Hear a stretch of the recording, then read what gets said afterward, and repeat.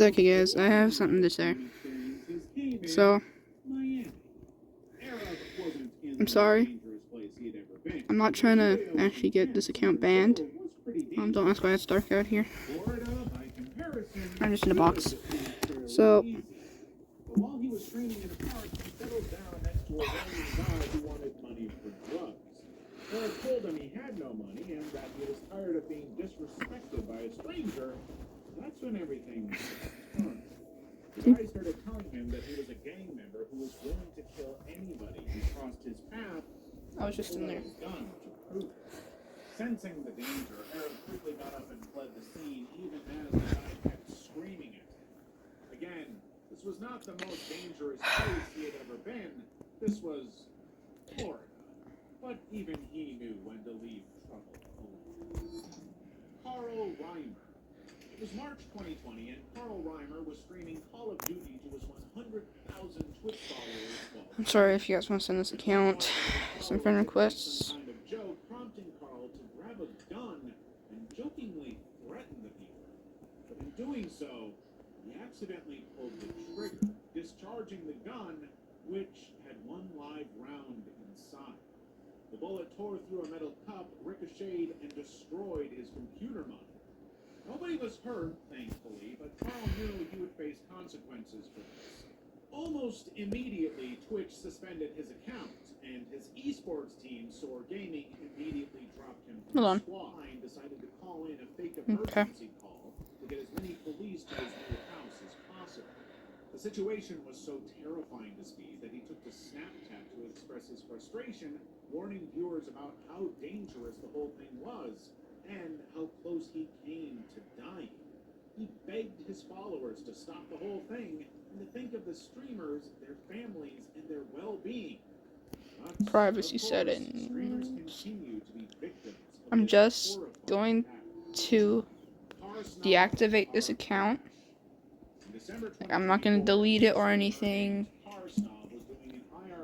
So, but while he was stationary in his vehicle, another car approached from behind and rear-ended him in a pretty serious accident.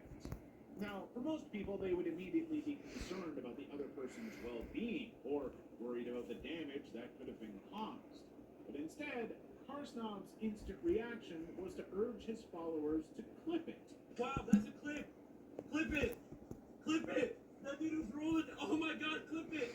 So he could use it for his social media. The broadcast continued after that, with the streamer constantly expressing his excitement that it got caught on camera. He was upset about the damage, of course, noting that his rear window was damaged and his car likely totaled, but he didn't seem to care about any of that, only that it was captured for the world to see. The footage quickly went viral, with many viewers expressing total disbelief that Karsnov was so much more concerned about getting it clipped than actually paying attention or checking on the other person. Of course, some people pointed out that the footage would be valuable when it came to claiming insurance, as it would prove that Karsnov didn't actually cause the incident. It didn't reflect particularly well on him, however. Level 3. Raydempto gets choked. It was February 13th, 2022, and Raydempto was doing an IRL stream in Amsterdam. These streams were the most popular things he did on his channel, but he had something of a history of encountering some pretty awful people willing to harass and assault him on stream. Today, however, was worse. Walking through downtown Amsterdam, the streamer was approached by a clearly intoxicated man who suddenly grabbed him by the throat and told the followers that he was going to kill the streamer. He choked Raydempto until he lost consciousness. And while the stream continued, all the followers could see was a black screen and the concern of their fellow viewers. It was one of the most horrifying things they had ever witnessed. okay. The next day, Raydempto updated his fans that he was safe, but that he had hit his head and was planning to file a police report. Fortunately, Raydempto managed to get a clear shot of the attacker's face on stream. Within a few hours, the attacker, a 20-year-old, was located and arrested for assault. But this is far from the only incidents Raydempto has ever suffered. Summit 1G Pokemon Park swatting. It was July 2016, and Twitch streamer Summit1G was live streaming the biggest game of the moment, Pokemon Go. He had headed to a local public park to try and capture the Pokemon there when someone in the comments posted a pretty concerning comment. Police were in the park searching for someone with an AK-47. 1 second When they again. fired the weapon. All they Okay, knew was that so- the shots likely came from a nearby park. They had no idea of potential suspects. They didn't even believe that guy was being targeted because of his internet fame. When he returned, he assured everyone that he was just fine, but unwilling to discuss the situation further. Sarah Kate's cat. In September 2014, Twitch streamer Sarah Kate was in the middle of a Black Ops 2 stream when she decided to take a break from gaming. She reached for her beloved cat Olive, who had been perched on the back of her chair. But something suddenly changed inside the cat. Olive lashed out for no particular reason, scratching Sarah with full claws and catching her eye in the process.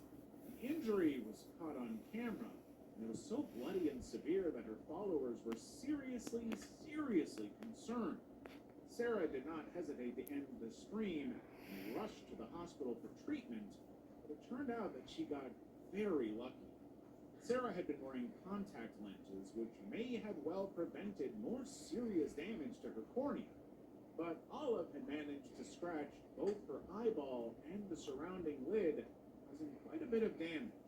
However, the medical experts assured her that she would make a full and healthy recovery within 2 weeks. The video quickly went viral, bringing a lot of new attention to Sarah and her cat, and prompting her to start selling merch based on the incident. Within 2 years, Sarah had been fully recovered enough that she could look back on the whole thing from a more comfortable and far less scary perspective. Arab Andy. It was June 2018, and a YouTube prankster known as Arab Andy wanted to perform his biggest stunt yet, pranking the University of Washington. Bro. He came up with this whole elaborate plan Okay, to scare who cares? everybody and guarantee the video to go viral. He walked into a classroom during an end-of-year reception carrying a phone and a speaker. Raising it into the air, he played a message stating that a bomb had been activated and a countdown had begun. Sensor has been successfully activated. Bomb detonation countdown successfully started.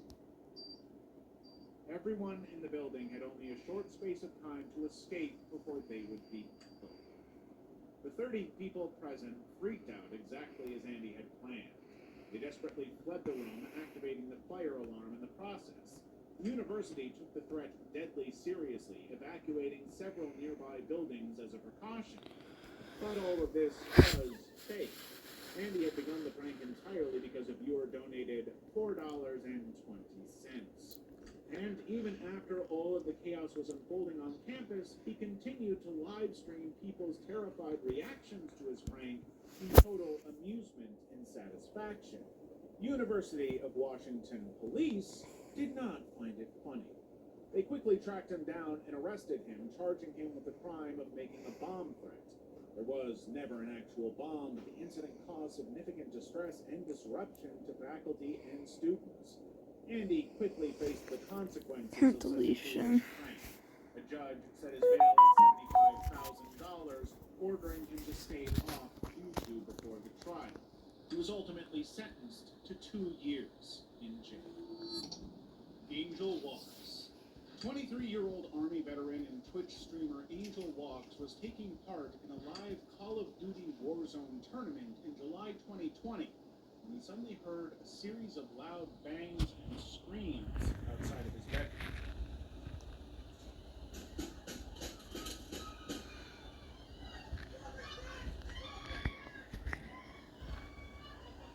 Knowing that something was strange about the whole situation had caused his scream, viewers had no idea, but Angel had just discovered that his brother Roberto had just been found unresponsive in his room.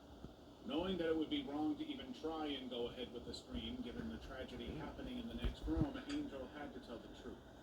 Returning to the stream, Angel told his viewers his brother had died and that he had to leave right away. It was later revealed that Roberto had died of an overdose, but the worst was yet to come. Angel and his family started encountering a series of unexpected challenges. 1 in their second. efforts to dramatic stream years. She was streaming Dota 2 on Twitch from her Arizona home when she suddenly heard a disturbance coming from the next room. Confused and concerned, she quickly left. I'm back on my main, What so was going on? But when she left the room, the viewers heard those words, "On the ground now." Within minutes, thank you an guys armed man for watching this entered video. Diana's room in full view of her followers watching from around the world. I hope you guys can hit that white subscribe button. I'll see you guys in the next video. Goodbye.